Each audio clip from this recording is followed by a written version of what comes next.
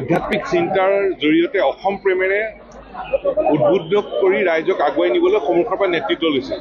অসম আন্দোলনৰ সময়ত অংশগ্ৰহণ কৰিবলৈ যাওঁতে তেখেতে নিৰ্যাতনৰ সন্মুখীন হৈছিল, কিন্তু তেখেতে আধ্যাত্মিক চিন্তাৰ লগে লগে অসম প্ৰেমৰ ধাৰাটোক সংযোজিত কৰি সমগ্ৰ অসমৰ ৰাইজক উদ্বুদ্ধ কৰিছিল আৰু সন্মুখৰ পৰা নেতৃত্ব লৈছিল।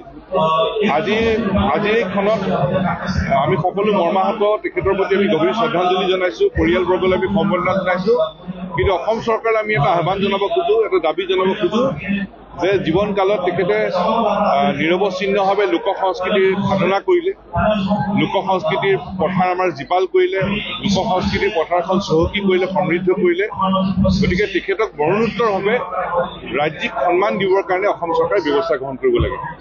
আন এটা বিষয় হ'ল যে লোক সংস্কৃতিৰ পথাৰত যিসকলে কাম কৰি আছে তেখেতসকলে নিজৰ পথাৰখনতো কাম কৰি থাকি একে সময়তে পৰিয়ালটো কেনেকৈ চলিব এইটো এটা চিন্তাত থাকে।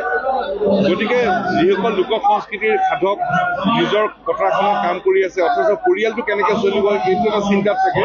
গতিকে তেনে লোক সংস্কৃতিৰ সাধক, লোক সংস্কৃতিৰ ক্ষেত্ৰখনত কাম কৰি থকা প্ৰতিজন শিল্পীৰ কাৰণে অসম চৰকাৰে অৰ্থনৈতিকভাৱে সমৰ্থন দিব পৰা এটা বিশেষ পুঁজি, এটা বিশেষ আঁচনি গ্ৰহণ কৰিব লাগে। ঠিক আছে, থেংক ইউ।